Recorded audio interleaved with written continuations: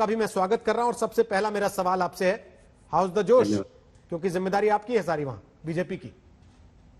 एकदम जबरदस्त तूफान पर है जोश।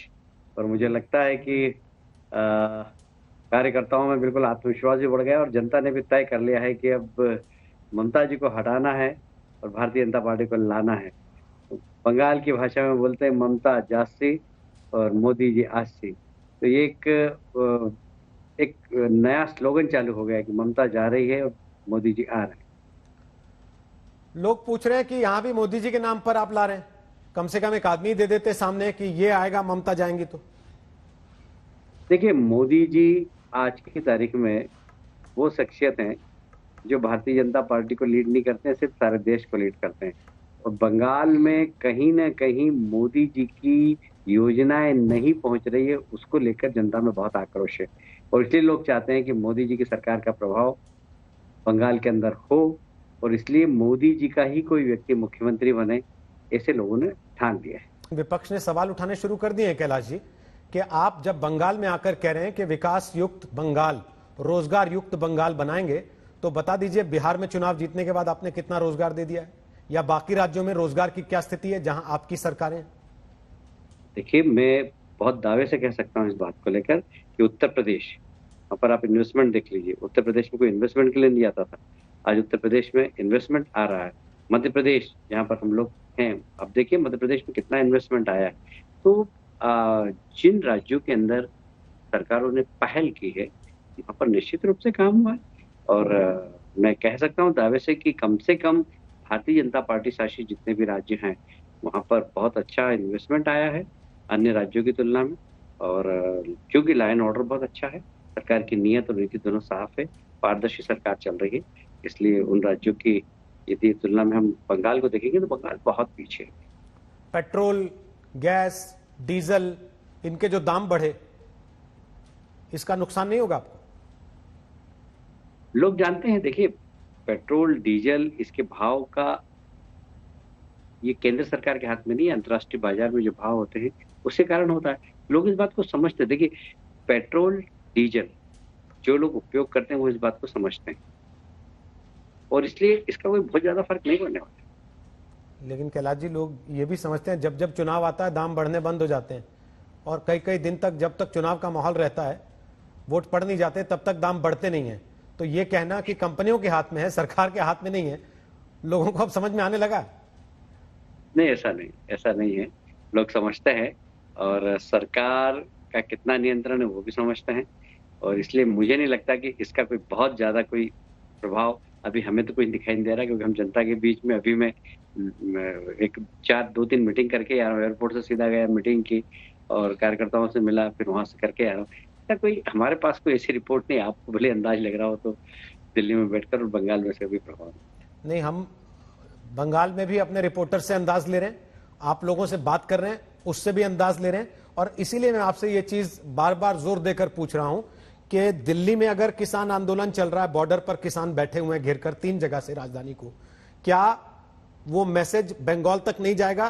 तब जबकि राकेश टिकैत जो इस आंदोलन को लीड कर रहे हैं यहां से, वो कह रहे हैं हम बंगाल भी जाएंगे, जहां जहां चुनाव होगा वहां वहां जाके लोगों को बताएंगे कि सरकार नहीं सुन रही किसान की। देखिए, राकेश टिकैत से ज्यादा प्रभावशाली यहाँ पर मैं समझता हूँ ममता जी है। ममता जी ने बहुत कोशिश की किसान आंदोलन यहाँ पर हुआ ही नहीं किसानों का आंदोलन यहाँ पर। तो बंगाल में कृषि बिल के समर्थन में है किसान। आप विश्वास करेंगे, हमने छोटी बड़ी 4,500 मीटिंग की है किसानों के बीच में जाकर, और किसानों ने इसका समर्थन किया है। और इसलिए बंगाल में कहाँ आपको कहीं असर दिखाई दे रहा है इतना लंबा, और इसलिए किसान कृषि बिल के समर्थन में है बंगाल। जब छात्र तैयारी करता है इम्तिहान की और डेट शीट आती है, तो उसको एक सुकून महसूस होता है कि चलिए अब आखिरी दौर पर हूं बिल्कुल मैं। क्या आपको लग रहा है कि ममता बनर्जी उस सुकून में दिख रही हैं, क्योंकि उन्होंने सीधा सवाल उठा दिया कि 8 चरणों में चुनाव क्यों कर रहे हैं? इसलिए क्योंकि बीजेपी चाहती थी। नहीं, पिछली बार भी 7 चरणों में। और मैं समझता हूं कि ममता जी के पुराने बयान आप देख लीजिए, उन्होंने एक बार नहीं 4-4 पत्र लिखे हैं चुनाव आयोग को, जब सीपीएम की सरकार थी, कि जब तक सेंट्रल फोर्स नहीं आएगा तब तक यहाँ पर निष्पक्ष चुनाव नहीं हो सकते, जब तक विभिन्न चरणों में नहीं होंगे जब तक निष्पक्ष चुनाव नहीं हो सकते। वही ममता जी किस प्रकार यू टर्न लेती है, मुझे समझ में नहीं आता। और इसलिए वही ममता जी जो कहती थी घुसपैठियों के कारण उन्होंने पार्लियामेंट में पेपर फाड़ के, उस समय लोकसभा के उपाध्यक्ष बैठे थे मिस्टर पटवाल जी, उनके ऊपर फेंक दिए थे और इस्तीफा देने की घोषणा करती थी। वही ममता जी जब मुख्यमंत्री बनती है तो उन घुसपैठियों को प्रवेश देती है। तो ये दोहरा चरित्र जनता समझ रही है, और मैं नहीं समझता कि इसका कोई असर होगा। और मैं चुनाव आयोग को इस बात के लिए धन्यवाद देना चाहता हूँ कि चुनाव आयोग से सिर्फ हम नहीं, अन्य राजनीतिक पार्टी के लोग भी मिले थे, कुछ नॉन पॉलिटिकल लोग भी मिले थे, जिन्होंने कहा था कि बंगाल में सिर्फ चुनाव हो जाए, निर्भीक होकर लोग मतदान कर सके, इस चुनौती को आप स्वीकार करिए। और उन्होंने हमें इंश्योर किया कि हम निश्चित रूप से हम चुनाव निर्भीकता से लोग मतदान कर सके, इसके लिए हम पूरा प्रयास करेंगे और हमें जो भी करना होगा हम करेंगे। इसीलिए उन्होंने 8 चरणों में चुनाव किया, क्योंकि आखिर सेंट्रल फोर्स आएगा, उसका डिप्लॉयमेंट भी होता है, तो इतना समय तो लगेगा ही। आपके ऊपर ममता बनर्जी की पार्टी का सीधा आरोप यह है कि आप सांप्रदायिकरण कर देना चाहते हैं, ध्रुवीकरण कर देना चाहते हैं, इसलिए आप हिंदू मुसलमान का मुद्दा उठाते हैं, जमीन के जो असली मुद्दे हैं आम जनता की जरूरत के, उनसे भागते हैं। क्या वाकई ऐसा है? आप केवल जय श्री राम, बसंत पंचमी, सरस्वती पूजा, दुर्गा पूजा, इन मुद्दों पर चुनाव लड़ रहे हैं? देखिए, ये तो इश्यू ममता जी ने दिए, हमने तो कभी ये इश्यू उठाया ही नहीं। उन्होंने दुर्गा विसर्जन का विरोध किया, लोग सड़क पर आए, हाईकोर्ट गए, उसके बाद हमने भी कहा कि भाई ये तो गलत है। पश्चिम बंगाल के अंदर जब बच्चों को स्कूल के अंदर सरस्वती पूजन नहीं करने दिया गया, वहां पर लाठीचार्ज कर दिया, लोगों में आक्रोश हुआ। विपक्ष में रहने के बाद कम से कम जनता से जुड़े हुए मुद्दे तो हम उठाएंगे। हम तो शुरू से माफिया राज है बंगाल के अंदर, उसकी बात कर रहे हैं, बेरोजगारी है वहां पर, उसकी बात कर रहे हैं, उद्योग यहाँ पर एक भी नहीं लगा, उसकी हम बात कर रहे हैं, किसानों को उनका उत्पादन का वाजिब मूल्य नहीं मिलता, हम उसकी बात कर रहे हैं, बेरोजगारी बंगाल के अंदर बढ़ती ही जा रही है, हम उसकी बात कर रहे हैं। हमने तो हमेशा ये मुद्दे उठाए, पर ये मुद्दे जब आए, जब ममता जी ने इस प्रकार के निर्णय लिए, उन्होंने कह दिया भाई मुहर्रम का जुलूस तो निकलेगा और दुर्गा विसर्जन नहीं निकल सकता, तो लोगों में गुस्सा आएगा। वो बंगाल जिसकी पहचान दुर्गा पूजा के कारण है, उस बंगाल में यदि आप मुहर्रम का जुलूस निकाल रहे हैं और दुर्गा पूजा के विसर्जन को रोकेंगे तो जनता में आक्रोश होगा ही।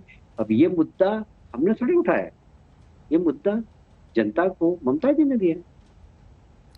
लेकिन ममता जी तो रैलियों में बता रही हैं कि हमने दुर्गा पूजा पंडालों को पैसे दिए। सरस्वती पूजा भी इस बार आपने देखी होगी कि पहले के मुकाबले कहीं ज्यादा चमक दमक के साथ बंगाल में दिखाई दिए। आपने बिल्कुल सही बात कही। पहले ममता जी का बिल्कुल किताब वगैरह ओढ़ के ऐसे दुआ करते हुए और नमाज पढ़ते हुए फोटो बंगाल में लगता था, और वो लगना बंद हो गए।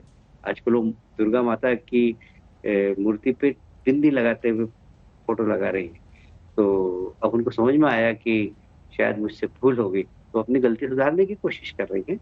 तो ठीक है, मैं समझता हूँ कि उनका जो चरित्र है वो दोहरा, वो जनता के सामने आ गया कि जब लगा कि वोट बैंक मेरा ये है, यहीं पर होना चाहिए मुझे, और उसके बाद फिर जब कुछ वोट उनसे बिखरे, उनके काफी लोग छोड़कर हमारे साथ आए, तो लगा कि मैं गलत रास्ते पे जा रही हूँ, तब उस रास्ते में चलने लग गई हूँ। तो इसे दोहरा चरित्र नहीं होना चाहिए, और मैं समझता हूँ ये दोहरा चरित्र उनका हर हर तरफ, हर दृष्टि से दिखाई देने लगा। जैसे वो सफेद साड़ी पहनकर बहुत सादगी से रहती है, पर उनके भतीजे ने जिस प्रकार माफियाओं को संरक्षण दिया, कोल माफिया हुए, गोल्ड माफिया हुए, सैंड माफिया हुए, अब वो सब उजागर हो रहे हैं। अब उनके परिवार के लोगों के बैंक के खाते लंदन में और थाईलैंड और सिंगापुर में निकल रहे हैं। तो ममता जी का चेहरा, उनका लिबास एक अलग है, उनके परिवार का जो काम है और जो सिंडिकेट राज यहाँ पर चल रहा है, जो टोलाबाजों को संरक्षण दिया जा रहा है, वो एक अलग है। वो सारी चीज जनता के सामने आ गई। तो इसीलिए जो दोहरा चरित्र होता है वो लंबे समय तक नहीं चलता, तो और वो कैलाश जी, ममता जी का उजागर। ये उनके बैंक खाते जो आप जिक्र कर रहे हैं विदेशों में, ये अचानक अभी चुनाव की तारीख का ऐलान नजदीक आया, उसी समय एजेंसीज को दिखाई दिए, या आप लोगों को पता पहले से था और एजेंसीज अब दरवाजे तक पहुंची हैं और इसीलिए ममता बनर्जी आरोप लगा रही हैं कि आप अकेले चुनाव नहीं लड़ रही है, ईडी, सीबीआई, इनकम टैक्स, ये आपके साथ मिलकर लड़ते हैं चुनाव? देखिए, अब इसके बारे में मैं कोई टिप्पणी नहीं कर सकता, क्योंकि एजेंसी ने पता लगाया, एजेंसी ने, पर ये बात सही है कि उनके ही दल के लोगों ने हमें 6, 7, 8 महीने पहले जानकारी दी है, उनके आसपास के लोग हैं। तो उन्होंने शायद सीबीआई को भी दी होगी। पर हाँ, 6-7-8 महीने पहले हमें थोड़ी-सी जानकारी मिल गई थी उसकी, हिंट्स की ये पैसा किस प्रकार, गाय की तस्करी का पैसा किस प्रकार बाहर जा रहा है, कोयले की तस्करी का पैसा किस प्रकार बाहर जा रहा है। ये थोड़ा-सा हमें जानकारी मिल गई, तो उन्होंने शायद सीबीआई को भी दी होगी।